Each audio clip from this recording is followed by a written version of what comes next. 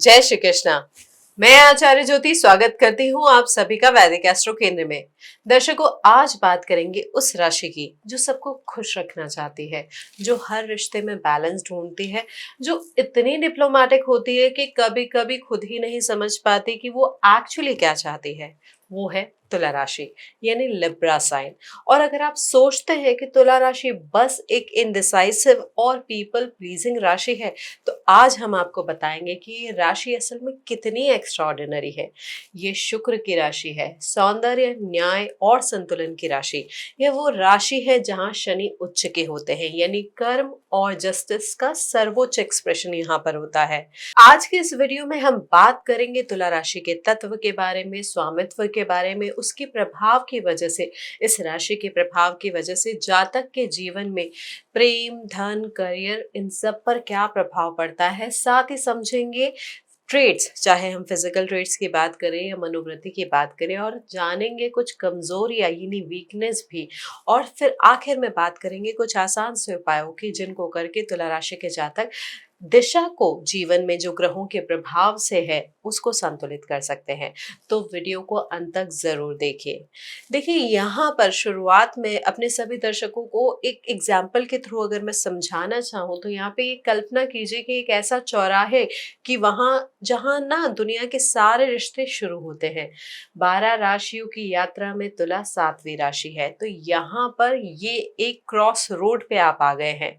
12 राशियों की यात्रा में जो हमने समझा, 7वीं राशि यानी एग्जैक्टली मिड पॉइंट।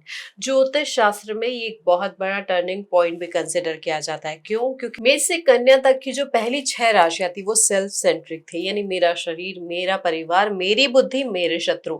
लेकिन तुला वो पहला स्थान है जहां इंसान कहता है मैं अकेला अधूरा हूं, मुझे पूर्ण होने के लिए दूसरे की आवश्यकता है। और इसीलिए इसका प्रतीक भी होता है तराजू। देखिए, यहाँ पर ज्योतिष में ये एकमात्र ऐसी राशि है जिसका प्रतीक कोई जीवित प्राणी नहीं बल्कि एक यंत्र है। ये यंत्र बताता है कि तुला जातक भावनाओं के समुद्र में डूबने के लिए नहीं बल्कि सत्य को तोलने के लिए पैदा हुए हैं।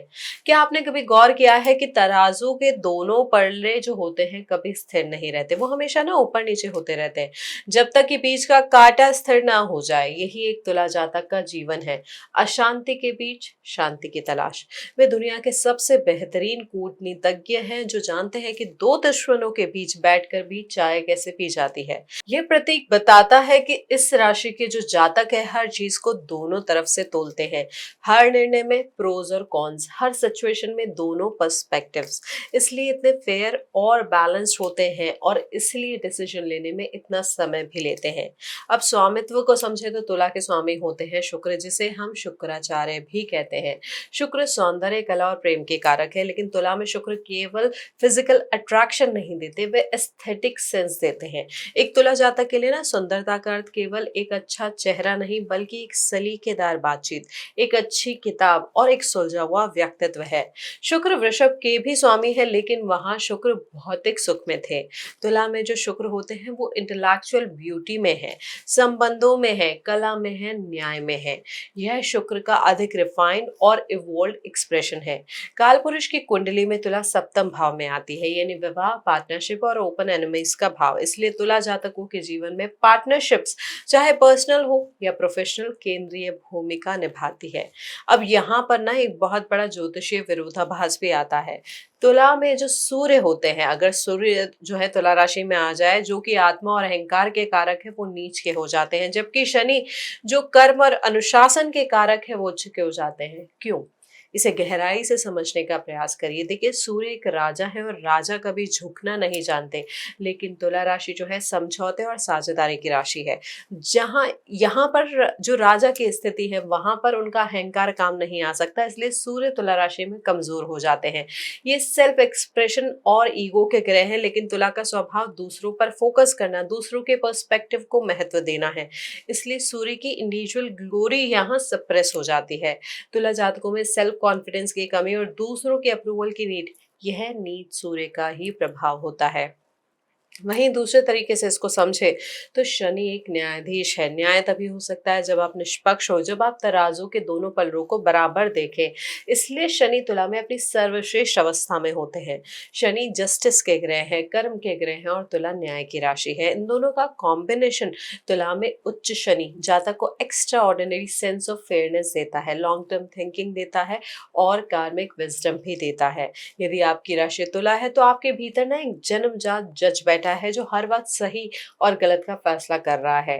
अब यहाँ पर तत्व और प्रकृति को भी समझे तो तुला एक वायु तत्व की राशि है। अब वायु का स्वभाव क्या होता है कि वो कभी नहीं रुकती, वो हर जगह पहुंच जाती है। इसलिए तुला जातक बहुत सोशल होते हैं, विचारों के आदान प्रदान के बिना रह नहीं पाते हैं। मिथुन की जो वायु है, यानी मिथुन राशि की जो वायु है वो थोड़ी सी बचकानी हो सकती है और कुंभ की जो वायु है वो क्रांतिकारी हो सकती है। लेकिन तुला की वायु जो है वो फ्रेग्रेंस के साथ होती है, सुगंधित होती है, कूटनीति और मिठास लेकर चलती है। अब इस राशि की प्रकृति को समझे तो वो होती है चर। बहुत से लोग ना इस चीज को समझते हैं कि तुला जातक निर्णय नहीं ले पाते इसलिए वो सुस्त होते हैं। ये गलत है। चर प्रकृति का मतलब है वो बदलाव के प्रवर्तक है, वो शांति स्थापित करने के लिए एक्शन लेते हैं। वो कड़ी है जो बिखरते हुए परिवार या टूटते हुए बिजनेस को अपनी बातों से जोड़ दे। इनके दिमाग में ना विचारों की एक अदालत 24 घंटे चलती रहती है। वो सोते समय भी ये सोच रहे होते हैं कि कल जो बात कही गई उसका दूसरा पहलू क्या हो सकता था। अब ऐसे ही इसी परिप्रेक्ष्य में हम शारीरिक बनावट या फिजिकल सिम्टम्स की या फिजिकल बॉडी में तुला राशि किसको रूल करती है उसको समझे तो देखिए तुला जातकों की शारीरिक बनावट अधिकतर सुंदर और प्रोपोर्शनेट होती है। शुक्र का प्रभाव शरीर पर भी दिखता है। नेचुरली अट्रैक्टिव फीचर्स होते हैं, प्लेजेंट स्माइल होती है और एक ऐसी सॉफ्टनेस होती है जो इन्हें अप्रोचेबल बनाती है। इनकी त्वचा में अक्सर एक गुलाबीपन या चमक भी हो सकता है। इनकी मुस्कान इनका सबसे बड़ा हथियार भी हो सकता है। अब जैसे मैंने बताया था कि काल पुरुष की कुंडली में तुला सप्तम भाव का प्रतिनिधित्व करती है जो हमारे शरीर के निचले हिस्से और उत्सर्जन तंत्र को नियंत्रित करता है। अब यहाँ पर इसमें कौन कौन से बॉडी पार्ट्स आ जाते हैं? किडनी और आपका यूरिनरी ट्रैक्ट। ये तुला राशि की सबसे बड़ी हेल्थ की प्रॉब्लम भी हो सकती है। देखिए किडनी स्टोन्स की समस्या, यूटीआई और लोअर बैक पेन, ये समस्याएं जो है काफी तुला राशि जातकों को होती है। साथ ही साथ स्किन प्रॉब्लम्स। क्यों? क्योंकि ये जो इश्यूज होते हैं इंटर रिलेटेड होते हैं। हार्मोनल इम्बैलेंस की वजह से ये स्किन इश्यूज तुला राशि के जातकों को हो सकते हैं।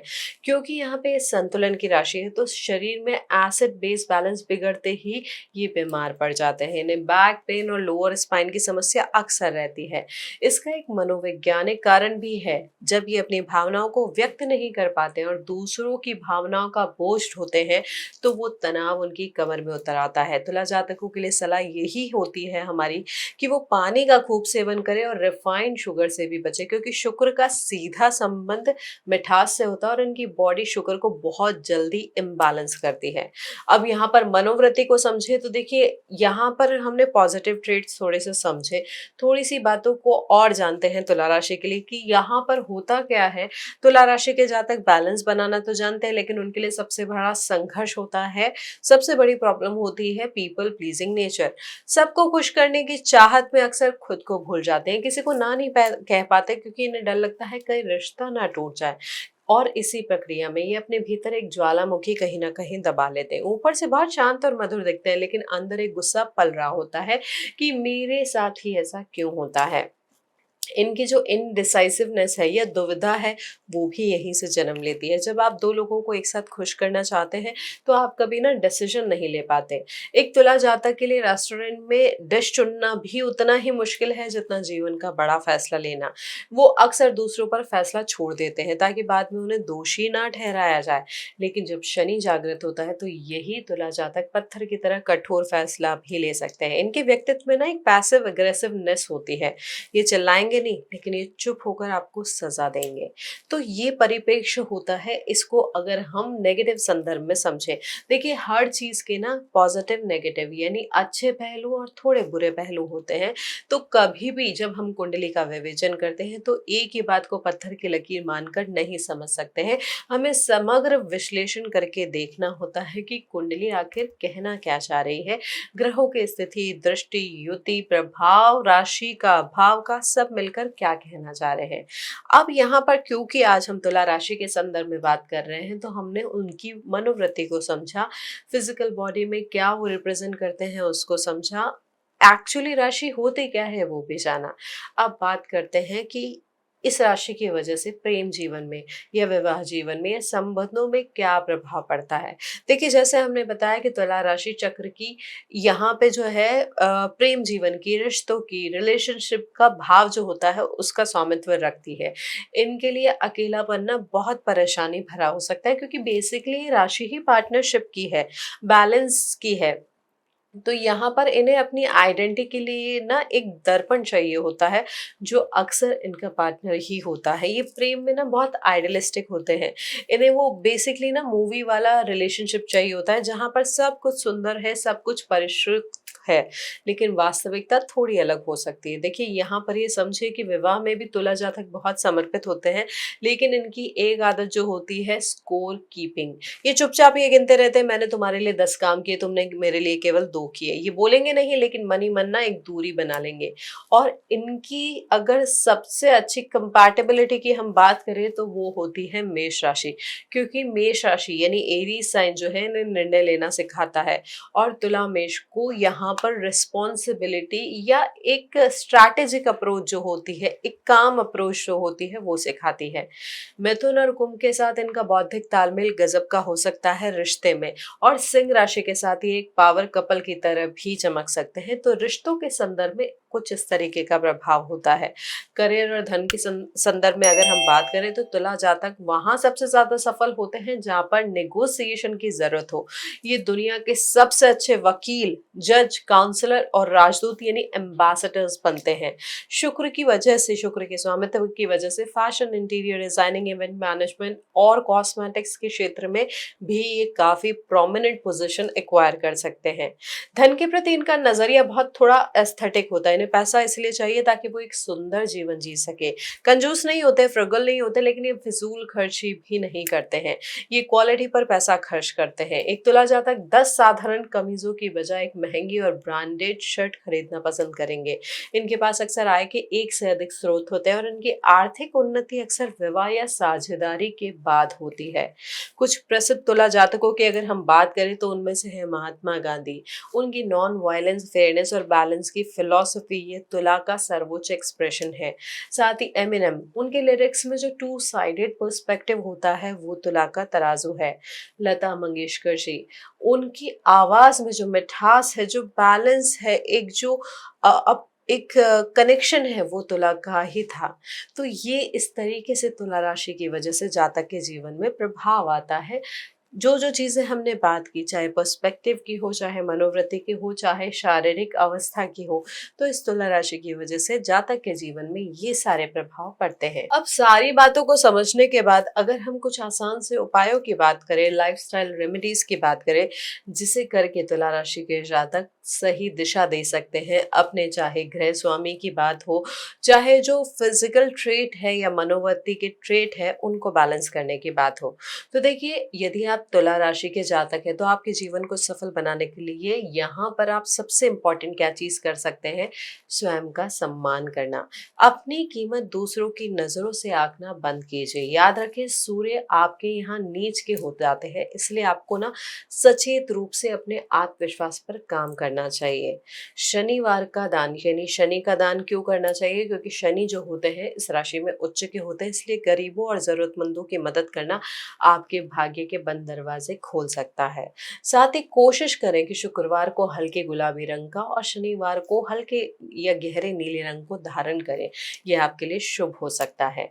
साथ ही साथ स्टोन्स की बात करें, तो हीरा या ओपल, यहाँ पर देखिए, शुक्र को मजबूत करने के लिए हीरा पहनना शुभ होता है, लेकिन किसी अनुभवी ज्योतिषी की सलाह के बाद ही ये स्टोन पहने।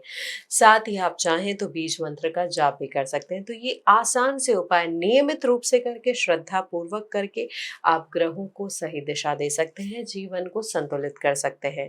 तो दर्शकों, बेसिकली इस पूरे विवेचन विश्लेषण का क्या मतलब है?